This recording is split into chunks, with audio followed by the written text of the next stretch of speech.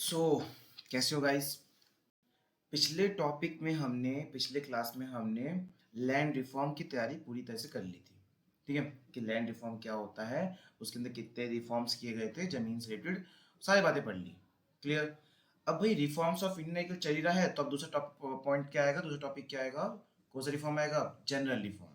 General reform के बाद आएगा हमारा टेक्निकल रिफॉर्म, जिसे हम ग्रीन रेवोल्यूशन कहते हैं, और ग्रीन रेवोल्यूशन बहुत ज्यादा इंपॉर्टेंट है। ठीक है। जनरल रिफॉर्म के अंदर बाकी जो छोटी मोटी चीजें थी वो सब डाल दी गई। कौन कौन चीजें हैं, कौन कौन से रिफॉर्म्स है, आइए समझते हैं। तो जनरल रिफॉर्म स्टार्ट हो गया। जनरल रिफॉर्म के अंदर पहला पॉइंट क्या है, जनरल रिफॉर्म के अंदर पहला पॉइंट है एक्सपेंशन ऑफ इरिगेशन फैसिलिटी। आपको याद होगा जब हमने एग्रीकल्चर की प्रॉब्लम्स पढ़ी थी तो उसमें साफ साफ बताया गया था कि इरिगेशन की फैसिलिटी बिल्कुल नहीं थी, बहुत ही कम, बहुत ही कम। तो बाद में गवर्नमेंट के आने के बाद छोटे बड़े प्रोजेक्ट लॉन्च किए गए जिसमें इरिगेशन फैसिलिटी को काफी हद तक बढ़ा दिया गया था। तो several major and minor in irrigation project have been launched across different part of country के अलग अलग पार्ट में सब लॉन्च किए गए। 1951 में 17% था बस, मतलब जमीन में परमानेंट मीन्स ऑफ इरिगेशन, मतलब पानी की फैसिलिटी थी 17% ऑफ लैंड में, इंडिया में, हमारी कंट्री में। बाद में अब जाके 45% जमीन पर पानी की फैसिलिटी पहुंच चुकी है। जैसे नहर बनाए गए, नहर पंप तैयार किए गए, हैंड पंप तैयार किए, बहुत सी चीजें हैं जिसकी वजह से पानी की फैसिलिटी हमको मिल पाती है। ठीक है। अब वो लोग अब मानसून पे डिपेंड नहीं रहते हैं, लेकिन आज भी हमारी कंट्री में बहुत ऐसे एरिया हैं जहाँ पे अभी भी मानसून पे डिपेंड होते हैं, पता है।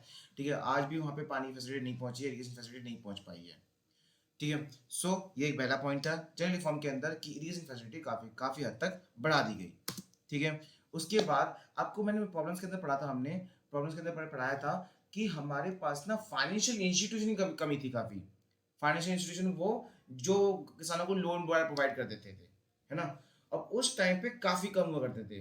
भाई अब समय आ चुका था कि इस पे भी काम किया जाए और जो ब्रांचेस हैं उसे ज्यादा ओपन किया जाए गांव के एरिया में अधिकतर, क्योंकि गांव के एरिया में लोग किसानों को लोन चाहिए होता है, प्रोडक्शन के लिए पैसे चाहिए होता है, तो वहीं से लोन लेंगे।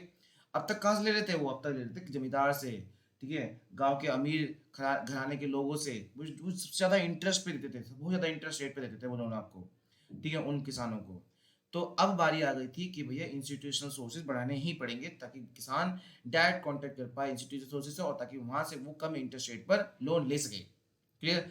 इसी में क्या लॉन्च किया गया भैया, गवर्नमेंट ने नाबार्ड लॉन्च कर दिया। ठीक है। नाबार्ड एक जैसे एसबी कमर्शियल बैंक का हेड कौन होता है, सेंट्रल बैंक। उसी तरह सभी उन इंस्टीट्यूशन जो किसानों को लोन प्रोवाइड करती हैं, चाहे वो कमर्शियल बैंक क्यों ना हो, ठीक है, वो सारे इंस्टीट्यूशन जो किसानों को लोन प्रोवाइड करती है उन सबका देखरेख कौन करता है, नाबार्ड। मतलब किसानों से रिलेटेड कौन से क्या इंटरेस्ट रेट रहेंगे, किस किसानों को कितना लोन देना है, सब कुछ किसानों से रिलेटेड सारी बातों का हेड कौन करेगा, नाबार्ड करेगा। 1982 में इसका लॉन्च किया गया। ठीक है। 1982 में थोड़ा लेट हो गया पर कोई दिक्कत नहीं, लॉन्च किया गया। कोऑपरेटिव क्रेडिट सोसाइटी, अच्छा आपने नौकरी लोकल लैंग्वेज में आपने सुना होगा, चलो कमेटी करते हैं। कमेटी का ही कुछ ऐसा पॉइंट है ये, कोऑपरेटिव क्रेडिट सोसाइटी जो गवर्नमेंट के अंडर में होता है। यहाँ पे बहुत सारे किसान अपना सोसाइटी बना के, अपनी टीम बना के वहाँ पे अपना पैसा जमा कर सकते हैं, और कोई एक बंदा वहाँ से लोन ले सकता है, और फिर वो भी अपनी किस्तों के तौर पे पैसा वापस करेगा विद इंटरेस्ट, पर इंटरेस्ट रेट काफी कम होता है। जब वो इंटरेस्ट वापस करेगा तो वो इंटरेस्ट का फायदा किसको पहुंचेगा, बाकी किसानों को, क्योंकि उन्होंने पैसा वहां जमा कर रखा है ना। वही तरीके वही है सेम। कमेटी एक नोकल होती है जो इंस्टीट्यूशन नहीं होता, और कोऑपरेटिव सोसाइटी एक इंस्टीट्यूशनल सोर्सेज है जहां से मतलब डॉक्यूमेंट बेस पर आप पैसा निकाल सकते हो कम इंटरेस्ट रेट पर। फिर बाद में इतनी बातें नहीं है, बाद में देखो क्या क्या गया, 14 कमर्शियल बैंक को नेशनलाइज किया गया। After nationalisation of 14 commercial bank, nationalisation क्या होता है, जब बहुत सारे बैंक मिलके एक बैंक बन जाते हैं, है ना। तो 14 कमर्शियल बैंक मिल गए थे, एक बैंक बन गया 1969 में। उसके बाद फिर से 6 कमर्शियल बैंक 1980 में फिर से नेशनलाइज हुआ। इनका पर्पस क्या था, इनका पर्पस था कि अब ये ज्यादा अटेंशन पे करें किस पर, रूरल एरियाओं में, ताकि वो credit need of agriculture, agriculture में जो उधारी की जरूरत है उसको फुलफिल कर सकें। किस एरिया में, एग्रीकल्चर सेक्टर में, रूरल एरिया में जाता तो रूरल एरिया में होता है एग्रीकल्चर सेक्टर। ठीक है। A large number of branches, भैया ऐसा करने से नंबर ऑफ ब्रांचेस बढ़ गए, बैंकों के नंबर ऑफ ब्रांचेस बढ़ गए, और किस सेक्टर में खोले गए, ज्यादातर रूरल एरियाओं में, ताकि रूरल एरिया के जो जो किसान हैं वो आसान तरीके से लोन ले सके। बाद में रीजनल रूरल बैंक भी ओपन किया गया, थर्ड पॉइंट देखो दिख रहा होगा आपको। The regional rural bank open किया गया, were also establish in 1975 to satisfy specially the credit need of rural people. किन लोगों के लिए? उन लोगों के लिए जो गांव के लोग हैं और जिनको लोन की जरूरत है। तो 1975 में ये वाला बैंक भी लॉन्च किया गया। भाई ऑब्वियसली बात है, ये जो रीजनल रूरल बैंक है ना, ये वहीं खुलते हैं जहाँ पे कोई भी कमर्शियल बैंक नहीं होता। ठीक है, जहाँ पे दूर दूर तक फाइनेंशियल इंस्टीट्यूशन नहीं होते, ये वहीं ज़्यादातर खुलते हैं। और इनका मेन पर्पस क्या है कि गांव के लोगों तक, जो गरीब किसान है उसको लोन प्रोवाइड करना है, वो भी कम इंटरेस्ट रेट पर, बहुत कम इंटरेस्ट रेट पर। क्लियर। 1982 में गवर्नमेंट सेटअप करती है NABARD, national bank of agriculture rural development, ये फुल फॉर्म याद कर लेना।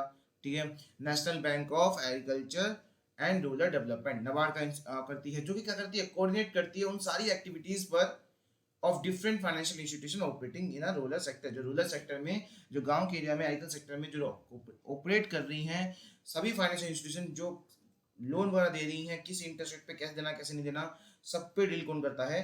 नबार्ड करता है। ठीक है, और आज के टाइम पे currently about 70% of total credit requirement are made through institutional sources. मतलब अगर एक गांव में 100 लोग लोन ले रहे हैं ना, तो उसमें 70% अराउंड, ऑन एन एवरेज 70% तो इंस्टीट्यूशनल से लोन ले रहे हैं। इंस्टीट्यूशनल सोर्स मतलब बैंकों से, दूसरे कंपनी से, ऐसे लोन ले रहे हैं। और वो 30% कहाँ गए? वो 30% आज भी अपने रिश्तेदारों से, जमींदार से, लैंडलॉर्ड से, वहीं से लोन ले रहे हैं अभी भी। क्लियर। चलिए, तो काफ़ी हद तक तो बढ़ गया, काफ़ी हद तक तो सही हुआ है ना। इंस्टीट्यूशनल सोर्सेज की कमी जो बहुत कम थे पहले। आओ, regulated market and cooperative market society. Regulated market क्या होता है? हमने देखो हमने पढ़ा था किसमें, मार्केट के वो एग्रीकल्चर की प्रॉब्लम के अंदर पढ़ा था कि उस टाइम पे रेगुलेटेड मार्केट बहुत कम हुआ करते थे, या तो होते ही नहीं थे तो बहुत कम हुआ करते थे। रेगुलेटेड मार्केट क्या होता है? रेगुलेटेड मार्केट एक वो मार्केट होती है जहाँ पे regulated market system where government control force of demand and supply, जहाँ पूरी तरह कंट्रोल किसका होता है? गवर्नमेंट का। मतलब जिसे हम कहते हैं अनाज मंडी। अनाज मंडी जहाँ पे किसान अपना प्रोड्यूस करा, वो जो भी सामान है उसके पास, जो भी वो प्रोड्यूस करता है उसे वो अच्छे दाम पे, मिनिमम सपोर्ट प्राइस पे बेच सकता है उस मार्केट में जाके। जैसे फॉर एग्जांपल मैं किसान हूँ और मैं मार्केट में अगर बेच रहा हूँ किसी मार्केट में, वहाँ मुझे मेरे गेहूं के 1 किलो गेहूं पे मुझे कोई 1 रुपये दे रहा है बस। फिर मुझे सडनली पता चलता है कि रेगुलेटरी मार्केट जाओ, वहाँ पे गवर्नमेंट जो है आपको 5 रुपये दे रही है 1 किलो गेहूं पर। फायदा तो है ना वहाँ पे। ठीक है, तो ये है रेगुलेटरी मार्केट।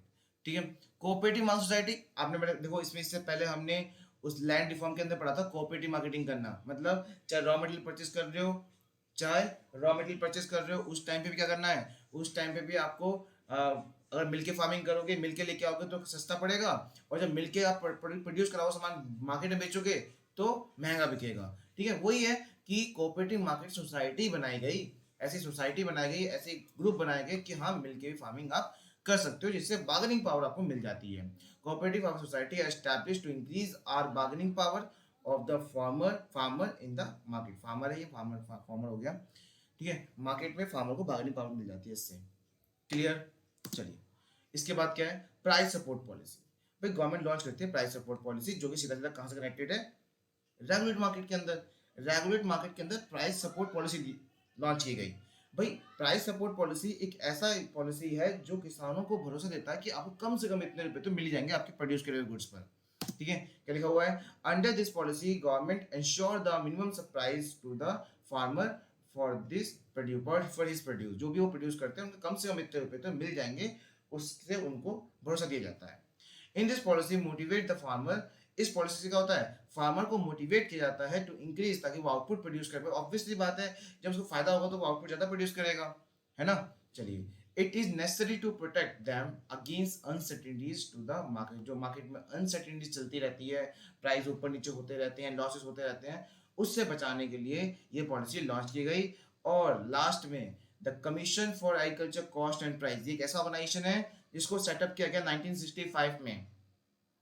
1965 में को सेटअप किया गया, और यही ऑर्गेनाइजेशन है जो हर साल ये डिसाइड करती है कि इस बार हमें किसानों को कितने रुपए देने हैं 1 किलो चीजों पर।